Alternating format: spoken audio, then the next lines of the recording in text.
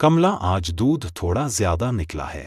पास वाली बूढ़ी माँ है ना सीता, उसको भी एक कटोरी दूध दे आना। बेचारी की तबीयत ठीक नहीं रहती है। आप सबके बारे में कितना सोचते हो? भगवान सब देख रहा है। आप जो करते हो उसका फल तो जरूर मिलेगा एक न एक दिन। अच्छा ठीक है, मैं अभी दूध देकर आती हूँ।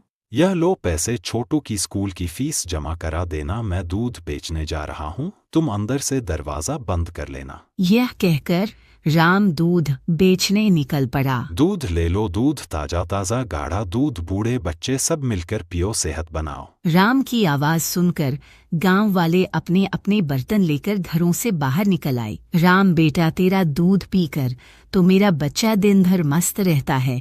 कितना गाढ़ा दूध है तेरा। चाची, गाय ही मेरी दौलत है, जो वो देती है वही मैं लाता हूँ, ना एक बूंद पानी ना मिलावट। राम, मुझे भी 1 किलो दूध दे देना। गर्मी का मौसम आ गया है, अब दही जमाना शुरू करेंगे।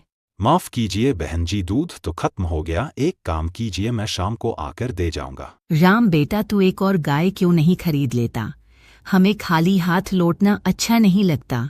आप ठीक कहती हैं काकी, मैं भी यही सोच रहा था। मुझे भी अच्छा नहीं लगता आपको खाली हाथ भेजना।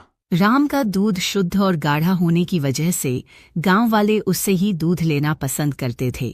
ग्राहक बढ़ने के कारण दूध जल्दी खत्म हो जाता था।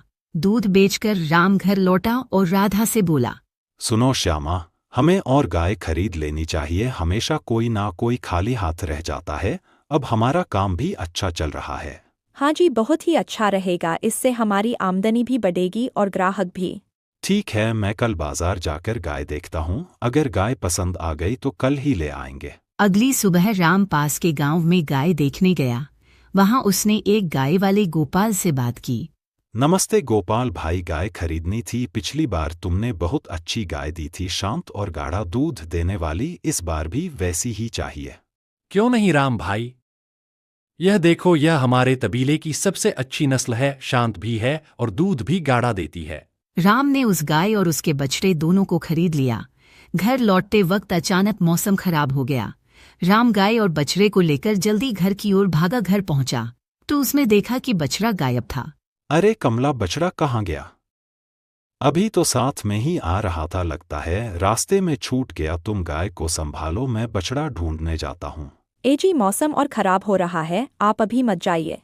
नहीं कमला, गाय मेरे भरोसे आई है, मैं उसके बच्चे को मरने के लिए नहीं छोड़ सकता। तुम गाय को देखो, मैं जल्दी लौटता हूँ।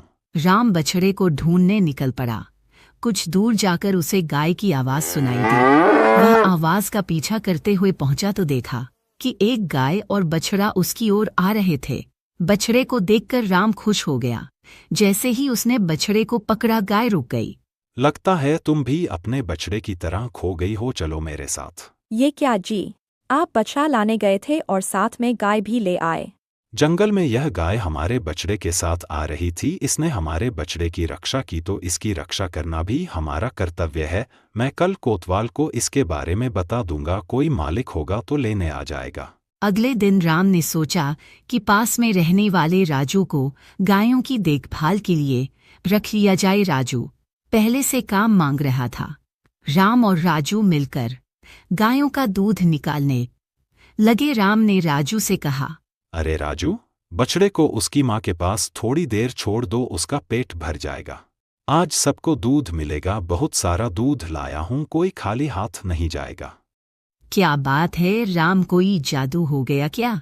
कोई जादू नहीं काकी, मैंने एक और गाय खरीद ली है, अब जितना मन हो दूध ले लो। उस दिन भी सारा दूध बिक गया। गांव में एक और दूध बाला था जो राम का दूध बिकता हुआ देखकर जलता था, बेईमान था और दूध में पानी मिलाता था, इसलिए गांव वाले उससे दूध नहीं लेते थे।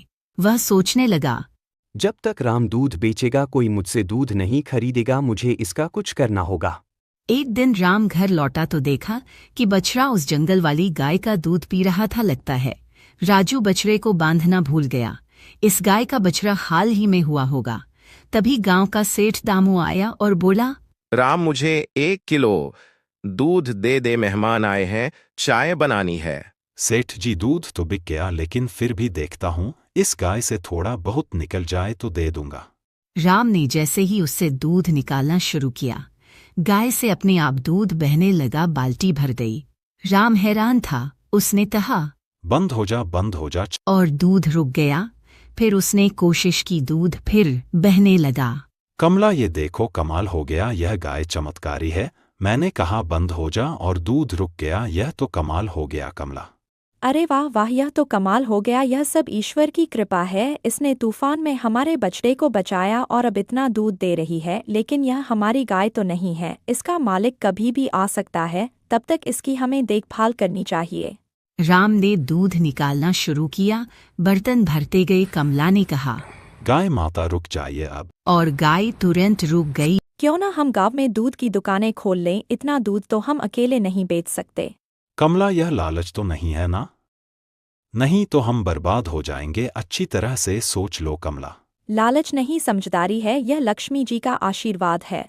कमला ने दूध की दुकानें खोल दी। उसका काम चलने लगा और उसने उन पैसों से बड़ा घर बना लिया।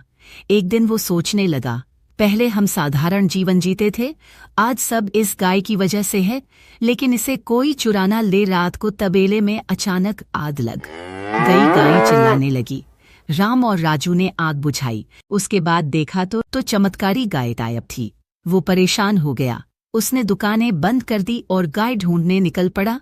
लेकिन गाय नहीं मिली। अगले दिन एक बूढ़ी अम्मा सरस्वती आई और बोली, क्या हुआ राम, तू बहुत परेशान लग रहा है, कहीं कुछ खो गया क्या?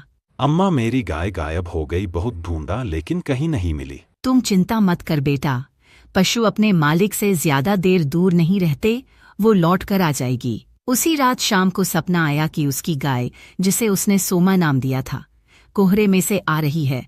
उसकी घंटी बज रही थी। जैसे ही वह उसे छूने गया, उसकी आंख खुल गई। सामने सोमा बैठी थी। राजू, श्यामा, देखो, चमत्कारी गाय लौट आई। अब तुम कहीं मत जाना, यह दुनिया लालची लोगों से भरी है। रात को एक आदमी गाय चुराने आया। सोमा ने जोर जोर से रभाना शुरू किया। राम भागकर पहुंचा और चोर को पकड़ने की कोशिश की, लेकिन वो गाय को छोड़कर भाग गया। राम ने सोमा को सुरक्षित कमरे में बंद कर दिया। अरे राजू, कल रात जब तबेले से आवाज आई तब तुम कहाँ थे? मालिक, मैं गहरी नींद में सो रहा था, मुझे तो आवाज सुनाई नहीं फिर दी। राम भी समझ गया कि चोर कोई और नहीं, राजू ही है। सच सच बताओ राजू, गाय चोरी तू ही कर रहा था ना? मालिक, मुझे माफ कर दीजिए, मैंने कर्ज लिया था। बहन की शादी के लिए कर्जदाता मुझे मारने की धमकी दे रहे थे, इसलिए मैंने गाय चुराने की सोची। राम ने पैसे देकर राजू को कर्ज चुकाने को कहा और उसे माफ भी कर दिया। उसी दिन बूढ़ी अम्मा फिर आई। राम, यह गाय तेरे पुण्य के कर्मों का फल है। तूने तूफान में बछड़े को बचाया, इसलिए मैंने यह गाय तुझे दी। अब मेरी उम्र हो गई, मैं इसका ध्यान नहीं रख सकती। जब तुझे कोई नेक इंसान मिले, उसे यह गाय दे देना। यह जादुई गाय है और कई सालों तक घर को समृद्ध रखेगी। राम ने तबेले में कई बेरोजगारों को काम दिया और एक नेक इंसान की तलाश में लग गया।